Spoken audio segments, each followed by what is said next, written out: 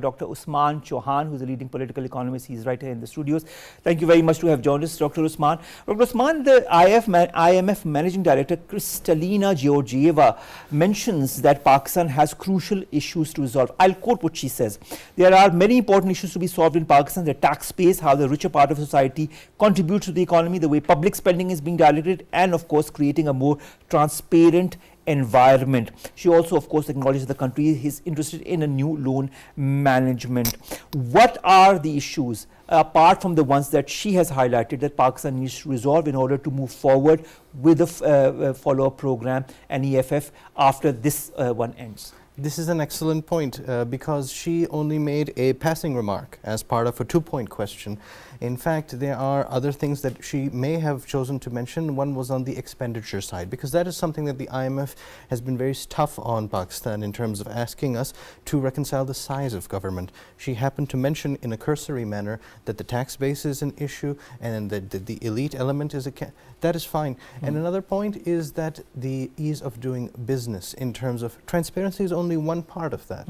But in terms of facilitating business to thrive, both local and foreign, this is also something that is important, and it is something that the IMF plus its sister organizations like the World Bank insist on a lot. And I think it is important, of course. So if you were to take what she said, add these two other elements, you already would have the excellent summary of what needs to be done. All right, in the end of mission statement that was announced last month on the successful completion of the SBA, the IMF said Pakistan has expressed a successor medium-term fund-supported program with certain aims, and it highlighted those aims: permanently resolving Pakistan's fiscal and external sustainability weaknesses, strengthening its economic recovery, laying the foundations for a strong, sustainable and inclusive growth. How important and achievable are these challenges? They're absolutely achievable. The more we look at what needs to be done, we see that Pakistan is capable of resolving all of its crises, all of the problems of the world, even in the most difficult international environments, because the world is not in a stable situation.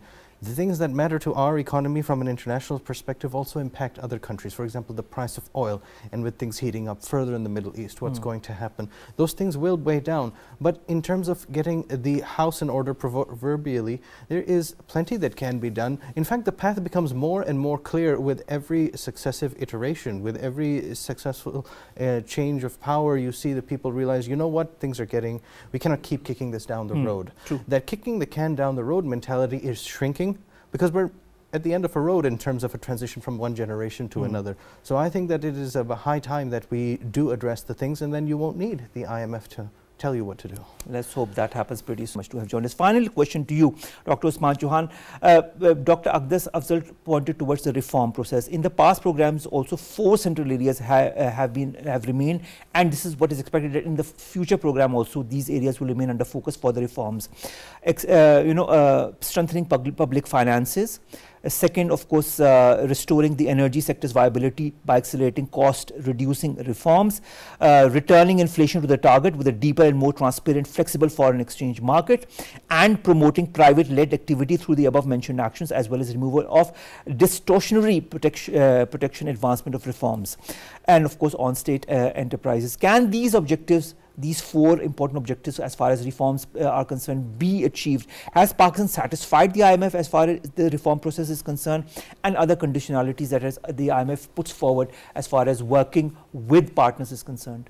Yes, well, this is a multi-pronged question. It covers a lot of ground. The most important thing is that can these 4 areas that have been the target of previous reform efforts be further addressed? Yes, they can. Ultimately, the problem becomes one of political will. There are always vested interests that get in the way of such things because they get nice economic rent from the way things are. Now, if we want to have something that helps our economic sustainability, we wouldn't want these. The push is coming to shove against these vested interests because overall the system cannot function in such a manner indefinitely. That includes the energy sector in particular. That includes inflation as well. That includes the seated and dormant private sector energies. These things will simply have to be driven forward. And so I think that there's plenty to be done, but I think, yes, as my colleague had mentioned, there has been good work done as well. So it is a long-term thing to accomplish. I think we're on the right path, that is for sure. All right, thank you very much, Dr. Usman Chohan, to have joined us as well.